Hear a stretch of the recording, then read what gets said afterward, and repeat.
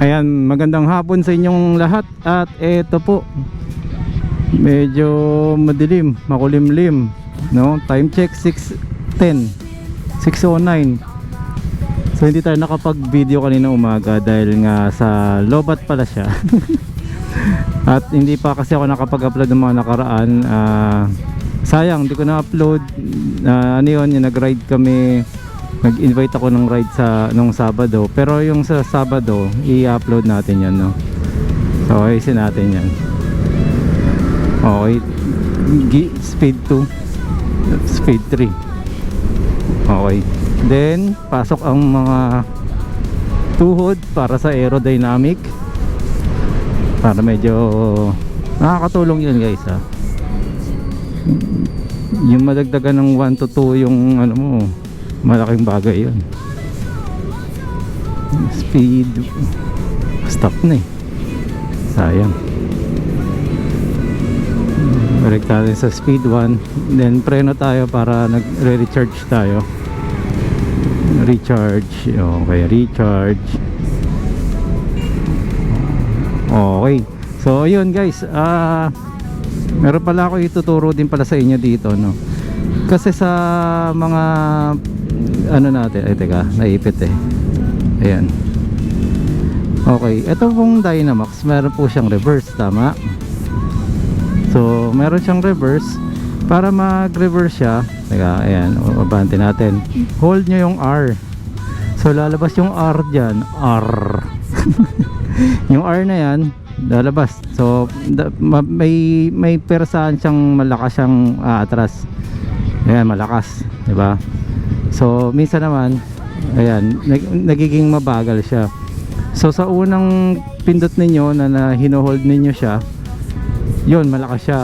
So, pwede nyo siya i-reset ulit para malakas ulit yung pagpaahon. Pero pagka naka-R na kayo na ganyan at binitawan nyo yung ano, throttle, ayan, mabagal na siya. So, pwede nyo siya ulitin, kaya lang pagpaahon, ayun, bebelo kayo ulit.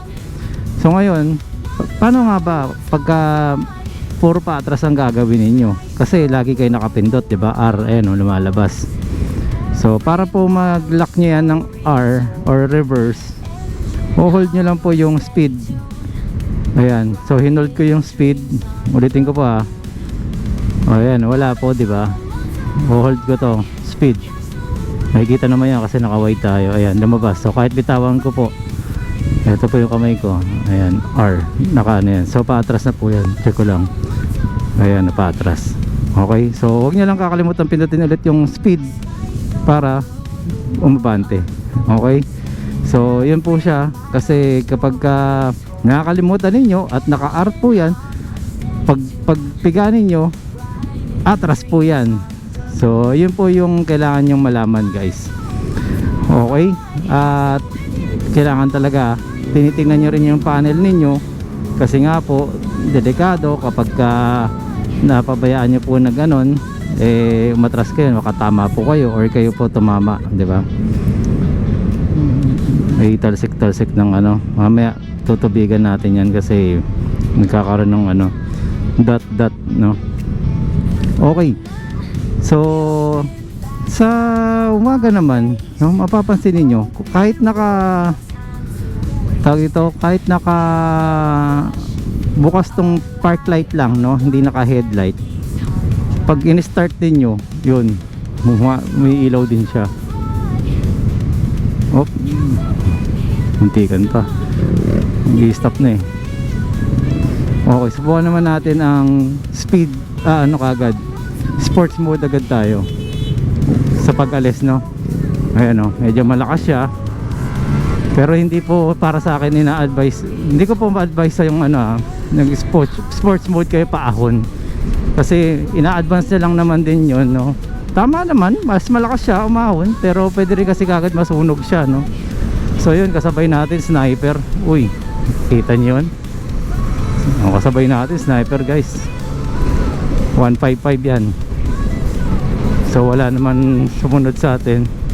Ayan, umugong yung ano natin. Okay, ayan. Ayan na ulan. Lalaki na patak, guys. Ayan, so 75 lang yung top speed. 74. Ayan. Okay, balik ko na po sa speed 1 dahil ano tayo, pahinto. Okay. So yun ang gusto niya dun sa linya na yon. Kahit na tinuturo yan kung saan dapat, yan po ay binibigay ng space na yan para po sa mga tatawid. Wala man pedestrian dyan, pero giveaway pa rin tayo. Then yung yellow box na yon, dapat may ano tayo dyan, may tamang distance tayo. Kasi if ever kumakanan, kumakaliwa yung mga sasakyan, dahil kamote kumakaliwa kanan yung mga sasakyan, kumukuha siya ng buwelo, di ba? So yun po yung purpose niyan kung bakit meron siyang ano. Kaya yun, let's go. Didikit ka pa. Nabilisan natin ng konti at ano, baka mubuhos na yung ulan, malalaki yung patak. Ayan.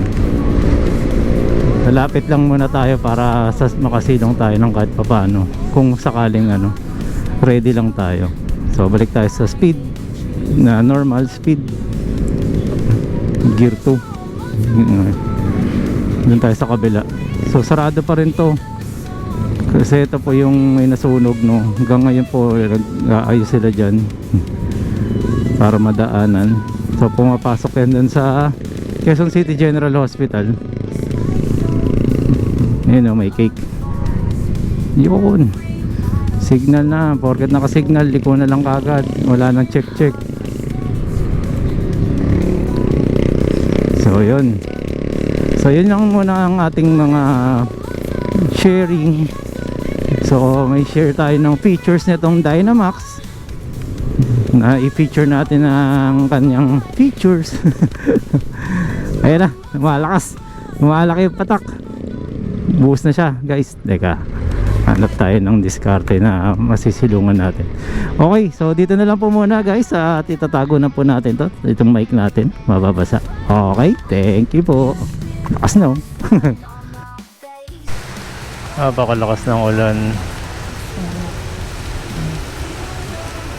Papatila muna tayo. Hindi rin tayo